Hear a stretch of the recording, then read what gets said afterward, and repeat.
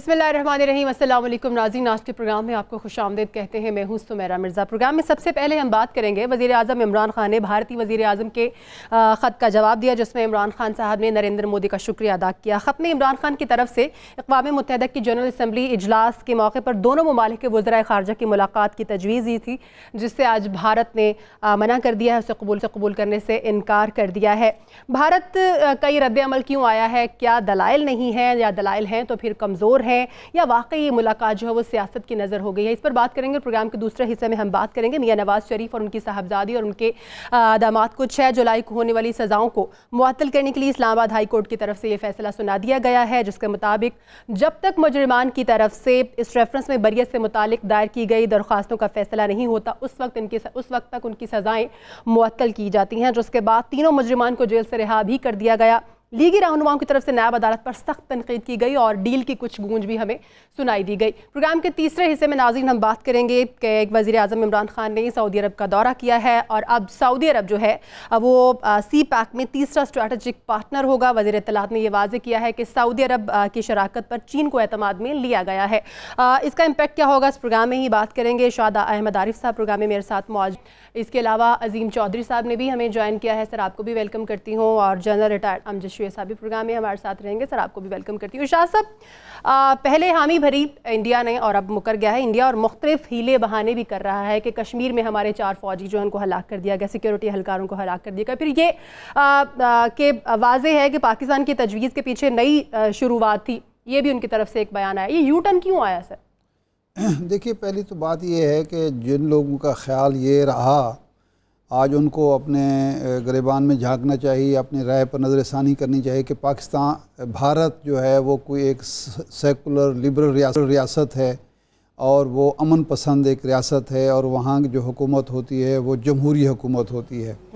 भारत का असल चेहरा जो है वो नरेंद्र मोदी हैं, और भारत में हुकूमत खा कांग्रेस की हो, खा वो भारतीय जनता पार्टी की हो या किसी की हो, लेकिन मौसर वहाँ हमेशा शिवसेना होती है, और वो लोग होते हैं जो एक इंतहा पसंद पॉइंट ऑफ व्यू रखते हैं, जो पाकिस्तान के दुश्मन हैं, जो मुसलमानों के दुश्मन हैं, और जो अपने अवाम के जज्बात की तर्जुमानी करते हैं।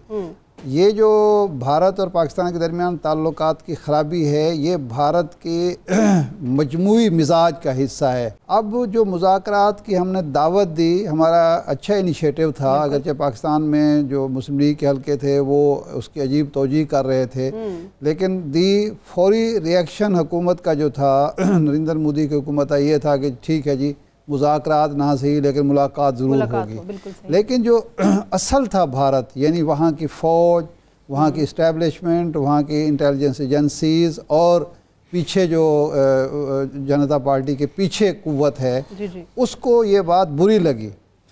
कहा तो ये जाता है कि पाकिस्तान में इस्टेब्लिशमेंट का इन्फ्लुएंस ज़्यादा है और जमहूरी हुकूमत बेदस्तोपा है। हकीकतन ये हमेशा इंडिया पर ही बात सादिक आती है कि वहाँ जमहूरी हुकूमत कभी होती ही नहीं है। वहाँ फैसले जो हैं वो पीछे बैठी हुई कुव्वतें करती हैं। चेहरा खा वो नेहरू का हो, जवाहरलाल नेहरू का हो, खा वो राजीव गांधी का हो, खा वो नरेंद्र मोदी का हो। तो जब उस इस्टेब्लिशमेंट ने ये बात देखी कि इसके नतीजे में होता क्या फ़ायदा पाकिस्तान उठा सकता था, ज़्यादा से ज़्यादा ये था, जो नुकसान इंडिया ने सोचा होगा वो ये है कि जी पाकिस्तान कश्मीर की बात करेगा, और हमारे अवाम और हमारी जो इंतहा पसंद आबादी है, अक्सरियत है, उसको चूँकि कश्मीर का नाम नागवार है, तो वो हमें अगले इलेक्शन जो अगले साल होने वाले हैं वो भारतीय जनता पार्टी को और नरेंद्र मोदी को नुकसान हो सकता है। यानी वो इतनी बात भी बर्दाश्त नहीं कर सकते कि पाकिस्तान के साथ उसका वज़ीर ख़ारजा बैठे, पाकिस्तान के वज़ीर आज़म के साथ उसका वज़ीर आज़म बैठे, और वहाँ कश्मीर की बात हो जाए, कश्मीर के हुकूक की बात हो जाए, या इंडिया से ये कह दिया जाए कि जनाब आप कश्मीर में इंसानी हकूक़ की पाबंद करें, कश्मीरी अवाम को भी जीने का हक़ दें, और अपने हमसायों के साथ अच्छे ताल्लुकात कायम करें। तो मैं समझता हूँ कि जो कुछ भारत की तरफ से आज सामने आया है, यही असल पॉलिसी है। अब ये हम पर है कि हम अमेरिका को, हम यूरोप को, हम दुनिया को कैसे बावर कराते हैं कि देखिए जनाब, ख़ित्ते में अमन अगर कायम नहीं हो रहा, इस्तेहकाम अगर मफकूद है, तो उसका जिम्मेदार पाकिस्तान नहीं भारत है। इंतहा पसंद भारत है, मुज़ाकरात से भारत भागता है। ये बेहतरीन मौका है। भारत हमेशा मुज़ाकरात से भागता रहा है और हम हमेशा मुज़ाकरात की मेज से वो फरीक भागता है जिसके पास अपने हक में कोई दलील ना हो, वो फरीक भागता हो जो अंदर से कमजोर है और जिसके पास सच ना हो, जिसके पास जो हक पर ना और शाह साहब, हमारे तो नए वजीर आजम ने भी यही कहा था कि एक कदम बढ़ाएगा तो दो कदम बढ़ाएंगे। अजीम साहब, भारत क्यों झिझक रहा है, क्यों डर रहा है? जैसे कि शाह साहब ने यही कहा कि मुज़ाकरात की टेबल पे वही नहीं बैठना चाहता जो अंदर से डरता है, जिसके दलाइल कमज़ोर होते हैं। सर, मसला कश्मीर है, सियाचिन इशू है, फिर बाउंड्री पर भी हम देखते हैं इश्तियाल अंगेज़ी आए रोज़ होती रहती है। तमाम तर मामला जो है सर हल तलब है। मुज़ाकरात ही बेहतरीन हल है, ये सब जानते हैं, इंडिया भी जानता है, हम भी जानते हैं। इसका क्या वाकई सियासत की नज़र हो गई है मुलाकात, और अब ये मुलाकात कभी नहीं हो सकेगी? मौजूदा जो हुकूमत है इसको क्या जस्टर देना चाहिए इसके ऊपर? आज कश्मीर में नौजवानों को शहीद किया गया और बहाना ये बनाया गया कि उनके कुछ लोग इनके जो हैं वो मारे गए और मुज़ाकरात जो हैं वो मुअत्तल कर दिए गए। बिल्कुल। जो भारत रोज़ पाकिस्तान पर फायरिंग करता है, बिला जवाब करता है, बाउंड्री लाइन की खिलाफ वर्जी करता है और यहाँ मासूम लोगों की जाने लेता है, उस पर रोज़ उनके लोगों को बुलाकर एहतजाज हम करते हैं, उसकी तो उनको कोई परवाह नहीं है। जिन इंसानी हकूक़ की वो बात करना चाहते हैं, उन इंसानी हकूक़ की पामाली दुनिया भर में सबसे ज़्यादा भारत मकबूजा कश्मीर में कर रहा है, जहाँ ना खातून महफूज है, ना बच्चा महफूज है, ना बूढ़ा महफूज है, ना दीनी लोग महफूज हैं, ना गैर दीनी लोग महफूज हैं। वहाँ पर डेमोग्राफी को तब्दील करने की कोशिश की जा रही है और शायद इसलिए कि अब उनके हाथ से चीज़ें बाहर चली गई हैं। इंडिया में जब लोग जाते हैं या आते हैं और जब कभी वो ये बात करें, और पर्टिकुलरली इंडिया के पॉलिटिशियन जब बात करते हैं पाकिस्तान में आकर, तो वो ये कहते हैं कि पाकिस्तान की फ़ौज पाकिस्तान और इंडिया के रास्ते में सबसे बड़ी रुकावट है। मेरा तो ये तब भी सवाल था, आज भी सवाल है, आइंदा भी रहेगा। परवेज़ मुशर्रफ तो फौजी थे, सर्विंग फौजी थे, आर्मी चीफ थे, सदर पाकिस्तान के तौर पर वो गए थे नेपाल, अल्लाह आपका भला करे, नेपाल इंडिया जब गए आगरा और वहाँ मुज़ाकरात आगरा जी आगरा गए और वहाँ पर मामला तय पा गए, एग्रीमेंट तैयार हो गया, एग्रीमेंट को वेट किया जा रहा था और फिर इंडियन एक्सट्रीमिस्ट ने वो एग्रीमेंट नहीं होने दिया। और हद ये हो गई कि वो जो वीज़े का टाइम था वो ख़त्म हो रहा था और परवेज़ मुशर्रफ वापस आ गए। पाकिस्तान जब कभी भी कोशिश करेगा, इंडिया हाँ करके ना करेगा, इसलिए कि इंडिया जो चाहता है उसके मुताबिक हम अफगानिस्तान में उसको इजाज़त नहीं देना चाहते।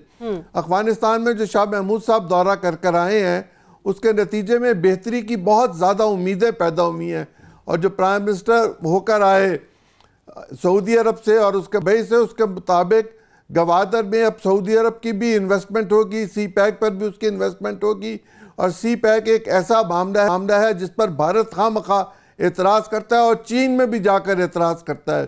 सिर्फ भारत ही एतराज़ नहीं करता, उस पर अमेरिका भी एतराज़ करता है।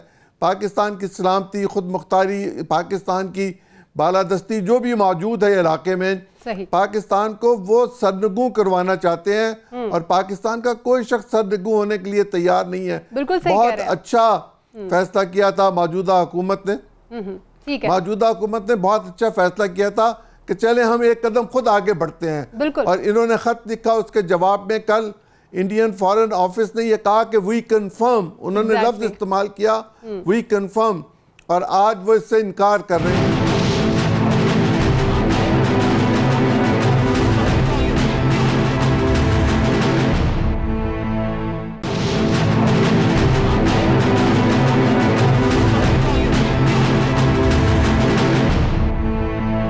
जनरल साहब, आपकी जानिब आऊँ तो जो शाह साहब बात कर रहे थे, बड़ी अच्छी बात थी कि ये हमारे पास एक बहुत अच्छा मौका है ताकि हम आलमी फोरम पर इस बात को मनवा सके कि हम अमन के ख़्वाह हैं और भारत नहीं है। सर, जो मौजूदा हुकूमत है, न्यूट्रल हुकूमत इसको कहा जाता है, इससे पहले जो गवर्नमेंट्स आई हैं उसके बारे में हम नहीं सोच सकते थे कि वो आलमी फोरम पर जाकर इस हद तक अपनी बात को मनवाने के लिए कोशिश करेगी। तो सर, मौजूदा हुकूमत के पास एक अच्छा चांस है इस बात को लेकर आलमी फोरम तक जाने के लिए। सर, क्या करना चाहिए उन्हें?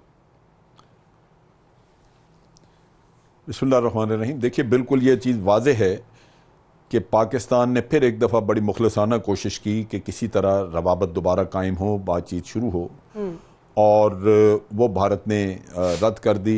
लिहाजा पाकिस्तान सुरखरू है, पाकिस्तान दुनिया में इस चीज़ का चर्चा कर सकता है। सही। मैं यहाँ पे पहली बात तो ये करना चाहता हूँ कि ये भारत का प्रोपेगेंडा था कि पाकिस्तान में पाकिस्तान की सिविल हुकूमतें तो भारत से ताल्लुकात अच्छे करना चाहती हैं, लेकिन वहाँ की अफवाज रुकावट हैं। और यही नैरेटिव हमारे यहाँ बाज नाहंजार लोगों ने अपनाया, और ये यहाँ पे इतना इसका चर्चा किया कि आज अखबारों में भी लिखा जाता है यही कुछ। क्या आज उन लोगों की आंखें, उनकी नज़रें शर्म से झुकेंगी ये देख के कि पाकिस्तान की मुखलसाना कोशिश को किस तरह रद्द किया गया? भारत एक ऐसा मुल्क है जहां पे आज एक मोदी जैसा खुद हुक्मरान है, और ये हमें जहन में रखना चाहिए कि मोदी ने इलेक्शन की कैंपेन हिंदुत्व और एंटी पाकिस्तान सारी तहरीक के ऊपर उसने जीती थे इलेक्शन। उसको वो पजीराई मिली हिंदू वोट से, जो वो वैसे सोच भी नहीं सकता था, लेकिन ये दो उसकी चीजें थी। अगले साल फिर इनके इलेक्शन आ रहे हैं। जैसे ही इन्होंने ये इंदिया दिया कि हम पाकिस्तान के वजीर खारजा से मुलाकात करेंगे, वहां पे सुषमा स्वराज मुलाकात करेगी, भारत के अंदर मीडिया पे एक तूफान उठ गया। ये इंटरनल प्रेशर है जिसने उनको अपने इरादे बदलने पड़े और ये सारा वापस लेना पड़ा उनको। नैरेटिव जो पहले उन्होंने कल कहा था, कंफर्मेशन की थी, और उसकी बुनियादी वजह उनका इंटरनल प्रेशर है जो उनके ऊपर बहुत जोर से आया। मोदी अफोर्ड नहीं कर सकता कि अगले साल इलेक्शन हो और वो अपना वो इमेज खो बैठे जो उसने एक टफ टॉकर और एक बड़ा हार्ड लाइनर का उसने एक इमेज बिल्डअप किया था पाकिस्तान के खिलाफ, और उसी पे उसको पजीराई हुई, वोट मिले। आज वो इमेज उसका खत्म हो जाए और नजर आए कि मोदी साहब जो हैं वो अब नरमी इख्तियार कर रहे हैं, तो ये मेरा ख्याल है उनके लिए मौत होगी, क्योंकि वो बाकी तमाम वादे अपने पूरे नहीं कर सके जो उन्होंने इकोनॉमी के बारे में कहा था और जो कुछ कहा था। तो ले दे के उनके पल्ले एक ही चीज है जो ये कहें।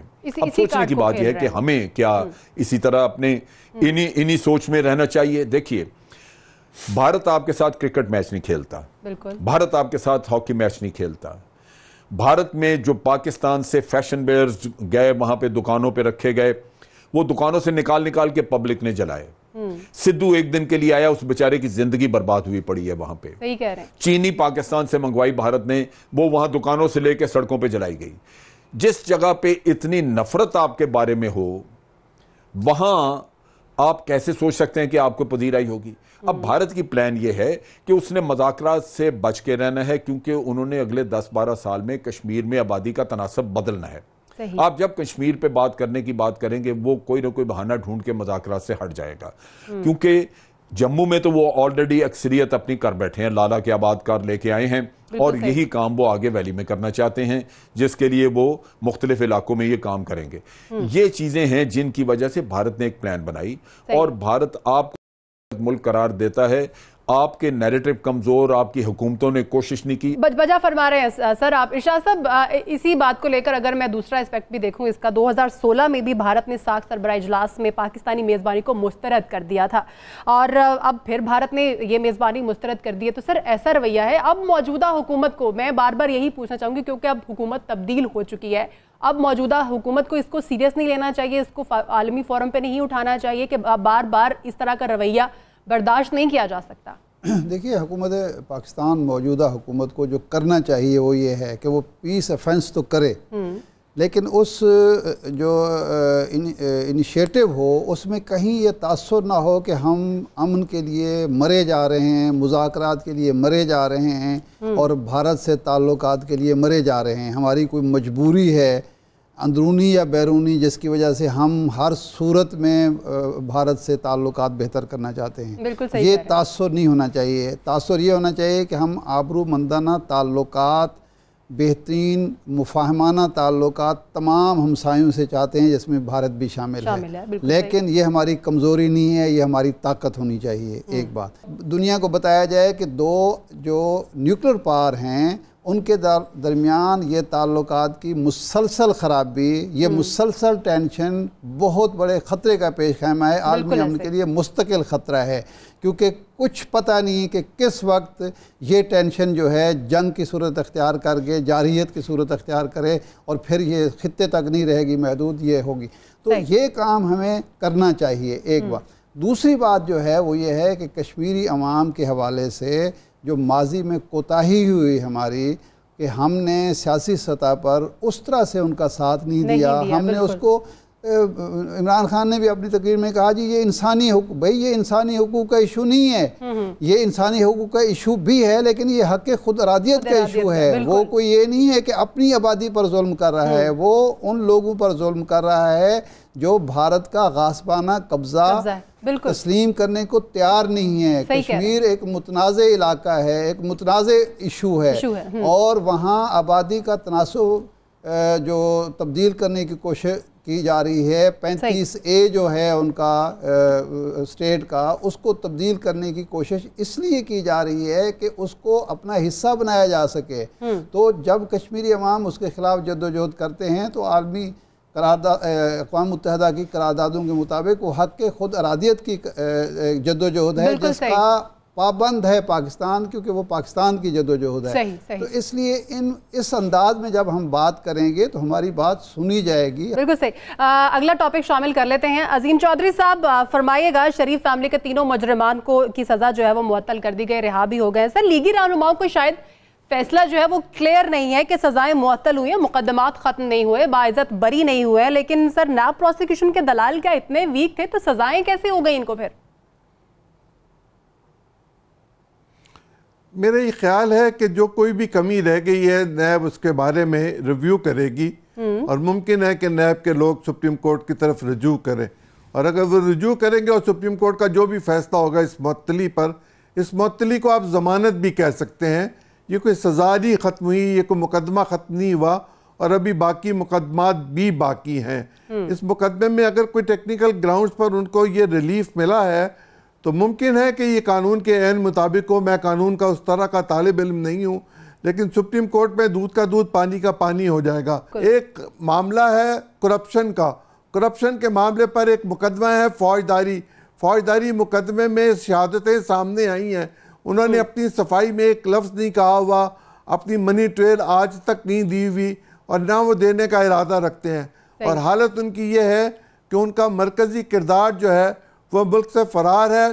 फ़रार कराने में एक प्राइम मिनिस्टर ने हिस्सा लिया हुआ है और दूसरे जो बाकी लोग हैं वो लंदन में मौजूद हैं। वो मैं समझता हूँ कि जिस तरह इस वक्त हुकूमत कोशिश कर रही है, अगर वो पाकिस्तान वापस आ गए, जिसका इम्कान है कि वो पाकिस्तान वापस आ जाएंगे, तो मनी ट्रेल भी मिल जाएगी, इकरार भी कर लिया जाएगा और फिर शायद किसी को कुछ कहने का मौका भी ना मिल सके कि कानून की बालादस्ती खुद ब खुद अपना रास्ता इख्तियार करेगी और यही कोर्ट्स, इन्हीं कोर्ट्स के फैसले को फिर ये तस्लीम भी करेंगे, इसलिए कि इनके पास कहने को कुछ नहीं होगा जब इकरारी होंगे।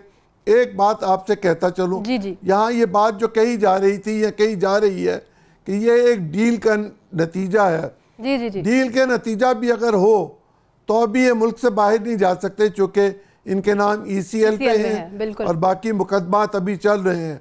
और जिस तरह इंफॉर्मेशन मिनिस्टर ने कहा कि ना हम डील करेंगे ना हम डील देंगे, जिसका जो किरदार है उसके मुताबिक उसको सजा मिलेगी। सही कह रहे हैं सर। ब्रेक ले लेते हैं, ब्रेक में वापस आएंगे तो बात करेंगे कि बरतानिया के साथ जो मुआहदा हुआ है वो कितना कारआमद साबित होगा हसन और हुसैन को वापस लाने के लिए, इसहाक डार को वापस लाने के लिए, और जो लूटी हुई रकम जो है वो मुल्क में वापस लाने के लिए वो कितना कारआमद होगा और इस केस के ऊपर किस तरह से असरअंदाज होगा। ब्रेक के बाद डिस्कस करेंगे।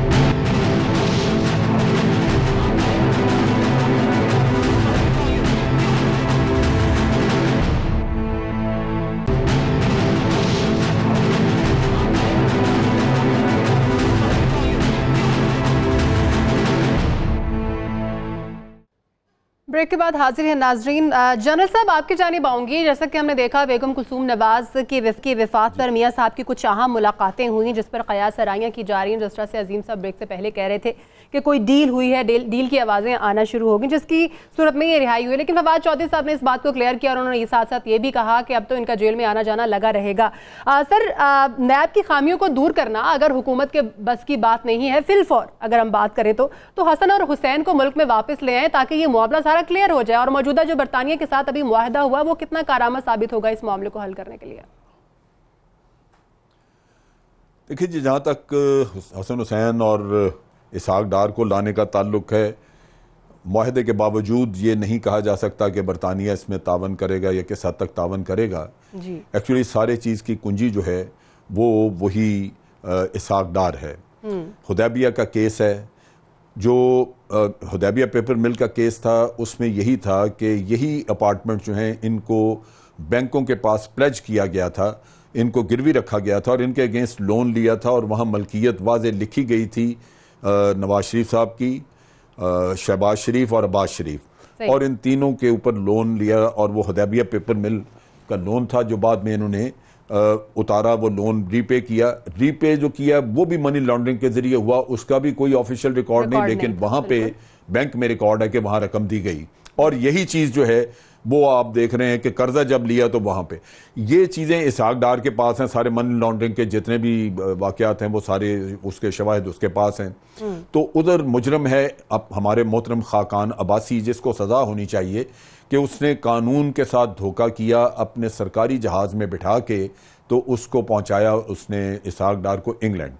फिर ये खुद वजीर आजम होते हुए जिसकी जिम्मेदारी थी कि उस मुजरिम को वापस मुल्क में लेके आए, ये बतौर वजीर आजम जाके उससे मिलता भी था और वहां पे बैठे इनके साथ मीटिंग्स भी करते थे ये। सो रियासत का हल्फ उठा के रियासत के साथ ये गद्दारी करते रहे और आज उसका नतीजा ये कि जो असल शवाहिद हैं वो मुल्क से बाहर पड़े हुए हैं इन्हीं के तावन की वजह से, और यहाँ पे ये केस साबित नहीं हो रहा। नैब ने बड़ी मुजरमाना गफलत इसमें की और मुजरमाना हरकत की। उन्होंने जिस टीम ने, जिन वकीलों ने केस पहले लड़ा था नैब अदालत में और सजा दिलवाई, उन सब वकीलों को छोड़ के निकाल के एक नए हजरत पकड़ लाए, ये कुरैशी साहब, जो कभी तो कहते थे कि मेरी वालदा बीमार है, कभी अपने दिल का उन्होंने रोना शुरू किया। ठीक है, जनरल साहब साथ ही रहिएगा। सियाकार काशिफ अब्बासी साहब ने हमें ज्वाइन किया है। सर, आपकी जानिब दोबारा भी आऊंगी, आप कता कलामी के लिए माफी चाहूंगी। काशिफ साहब, बहुत शुक्रिया आपके वक्त का। सर फरमाइएगा, जो सजाएं मुअत्तल हुई हैं, सर कहा यह जा रहा है कि नैब प्रोसिक्यूटर, एडिशनल प्रोसिक्यूटर जो हैं वो मुतमईन नहीं कर सके इस्लामाबाद हाई कोर्ट को। सर, आपकी नज़र में क्या स्पेसिफिक यही रीजन है?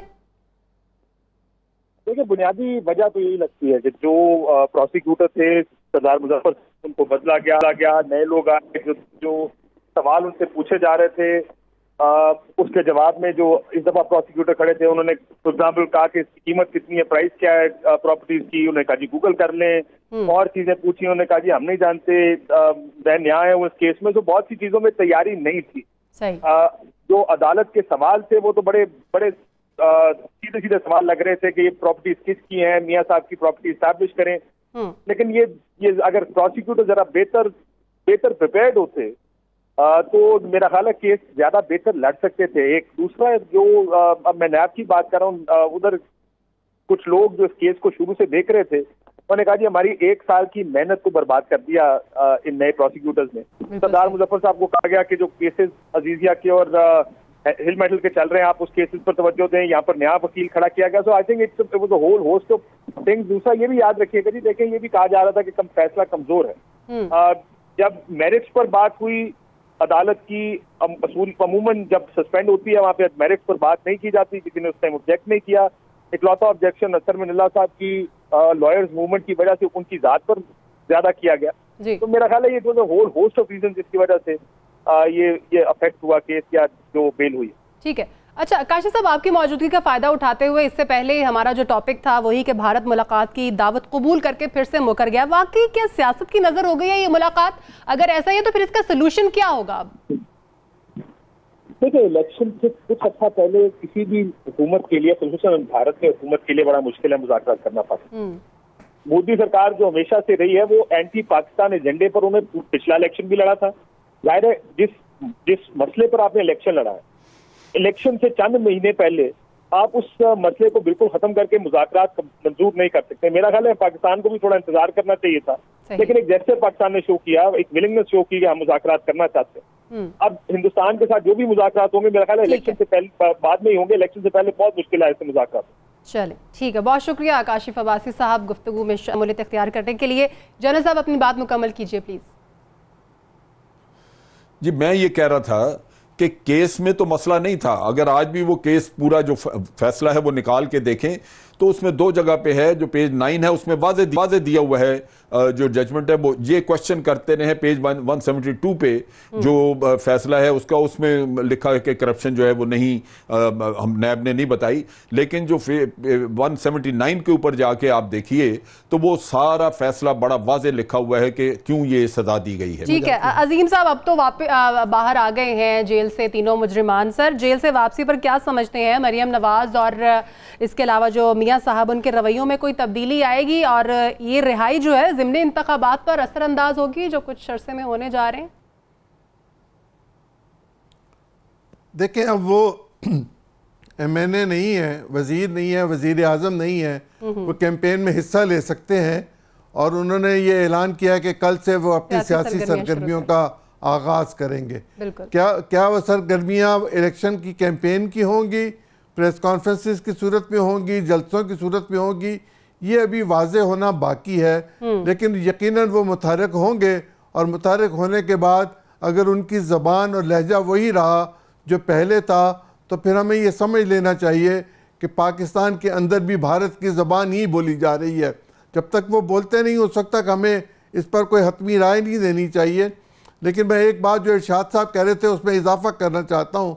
जो कुछ जेल के अंदर हुआ, जिस तरह मिठाई गई, फोटोएं बनी और वहां पर एक और मुजरिम मौजूद था, उसकी इंक्वायरी तो इन्होंने शुरू की है, लेकिन उसको हतमी अंजाम तक पहुंचाकर जेलर साहब को भी छुट्टी करा देनी चाहिए कि वो क्या कर रहे थे। ठीक है सर, ठीक है, ब्रेक लेते हैं। ब्रेक के बाद जब हम वापस आएंगे तो बात करेंगे कि CPEC में सऊदी अरब तीसरा स्ट्रेटेजिक पार्टनर बन गया है। CPEC की कामयाबी के लिए किस हद तक ये नागुज़ीर होगा? ब्रेक के बाद आएंगे तो इसी पर बात करेंगे साथ ही।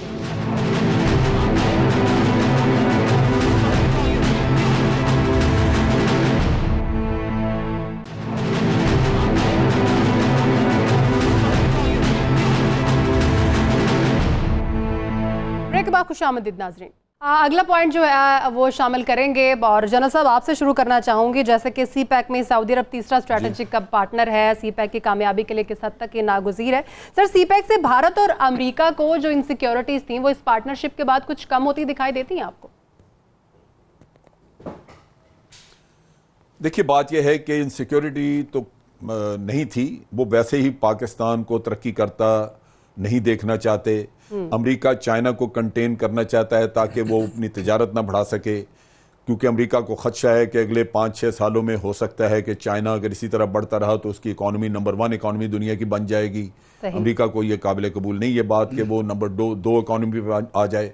लिहाजा वो जो मुखालफत है CPEC की वो तो ख़त्म नहीं होगी। अलबत्ता ये हो सकता है कि अमेरिका जो है वो सऊदी अरेबिया को प्रेशराइज करना शुरू करे कि आपने क्यों ज्वाइन किया है, और सऊदी अरेबिया के लिए ये मुश्किलात हो सकती हैं। सऊदी अरेबिया इस मामले में बहुत दूर जा चुका है कि उसने अपने ताल्लुकात इसराइल और अमेरिका के साथ बहुत बढ़ा लिए हैं ईरान की दुश्मनी की वजह से। और ये चीज़ जो पाकिस्तान ने माइंदिया दिया कि जी हम इन मुल्कों के दरमियान जो इख्तलाफात हैं वो कम कराना चाहते हैं ताकि मुसलमान ममालिक जो हैं इनकी आपस की दुश्मनियाँ ख़त्म हों, वो रास्ता है। अगर उस पर अमल हुआ और अमेरिका पे उनका इन्हिसार कम होता है तो फिर उस सूरत में लाजमन ये CPEC में उनकी शमूलियत जो है वो हमारे लिए तो बहुत मुफीद है, इसलिए कि फिर जो कुल्लियतन हमारा चाइना पे इन्हिसार था वो नहीं रहेगा। और सऊदी अरेबिया अगर ऑयल सिटी यहाँ पे बना देता है तो ये बहुत बड़ी इन्वेस्टमेंट है जो पाकिस्तान के लिए ना सिर्फ बहुत सारी इकोनॉमिक एक्टिविटी हमारी बढ़ा के देगी, हमारे लिए रास्ते खुलेंगे जॉब अपॉर्चुनिटीज वगैरह के, उसके साथ साथ ये है कि ये फ्यूल की सिक्योरिटी चाइना के लिए भी और पाकिस्तान के लिए भी कि आपके अपने साहिलों पे इतना ज्यादा तेल यहाँ पे ला के रख दिया जाएगा और रिफाइनरीज होंगी कि आपके मुल्क को यहीं से आपको सप्लाईज मिलती रहेंगी। तो ये वो चीजें हैं जो पाकिस्तान को परसू करनी चाहिए और सऊदी अरेबिया को इन लाइन रखना चाहिए। सऊदी अरेबिया को भी अपने जो माली मफादात हैं, इसमें उनके माशी मफादात हैं, वो हमें उजागर करने चाहिए ताकि सऊदी अरेबिया जो है वो उसकी तरफ माइल रहे, वरना अमेरिकन प्रेशर उन पे आ सकता है और ये मामलात बिगड़ सकते हैं। तो इसके अलावा मेरा ख्याल है कि हमें ईरान और दूसरे ममालिक को भी दावत देनी चाहिए, क्योंकि यहाँ जितने ज्यादा ममालिक की इन्वेस्टमेंट होगी, आपका सी पैक उतना ही सिक्योर होगा, उतना ही भारत जो है उसको हजीमत उठानी पड़ेगी और सी पैक के मामले में उसका मौक़िफ़ जो है वो कमजोर होगा, क्योंकि भारत का मौक़िफ़ ये है कि ये डिस्प्यूटेड टेरिटरी से गुजरता है, और जब ममालिक और दूसरे ममालिक इसमें हिस्सा डालेंगे तो इसका मतलब ये है कि इंटरनेशनल कम्युनिटी इस डिस्प्यूट वगैरह को नहीं मानती, वो समझती है कि ये पाकिस्तान का इलाका है और ये सी पैक का प्रोजेक्ट दुरुस्त जा रहा है। तो मेरा ख्याल है कि ये हमें इसमें अपॉर्चुनिटीज को अवेल करना चाहिए आगे। इरशाद साहब, इस पार्टनरशिप पर आपकी ज़ाती राय क्या है?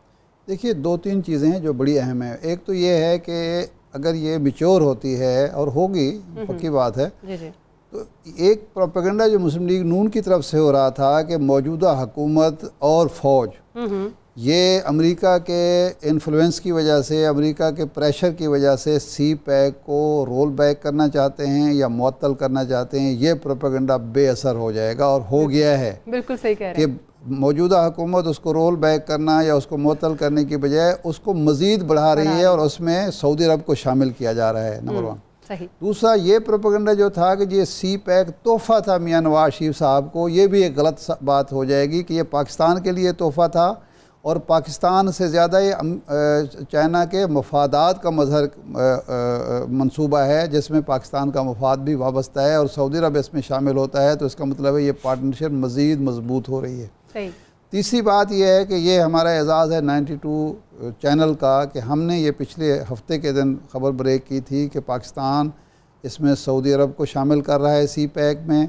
राय अपनी प्रोग्राम में ये कहा था, और इसमें जो है ILCT के लिए इन्वेस्टमेंट आएगी, और दो बातें और भी हमने कही थी, वो ये थी कि जी डेफर पेमेंट पे हमें 1 साल के लिए आयल भी मिलेगा जिसकी कुछ $4 अरब शायद मालियत होगी, और सी पैक में वो पार्टनर होगा। सही। तो अगला जो मरहला है वो ये है कि ये जब पार्टनरशिप होती है, अब सऊदी अरब का मसला क्या है? सऊदी अरब ख़ुद एक माली तौर पर बहरान का शिकार है, और ये जो उसने करप्शन के ख़िलाफ़ मुहिम शुरू की है, उसकी वजह से हमारा और सऊदी अरब का नुक्ता नज़र जो है एक दूसरे से मिल गया है, एक यकसुई आ गई है, उसमें यकजहती पैदा हो गई है कि वो भी अपने मुल्क में करप्शन ख़त्म करना चाहता है, हम भी अपने मुल्क में करप्शन ख़त्म करना चाहते हैं। सही। वो भी अपने करप्ट लोगों को पकड़ के उसने पकड़ा और पकड़ के पैसे वसूल किए अच्छे खासे,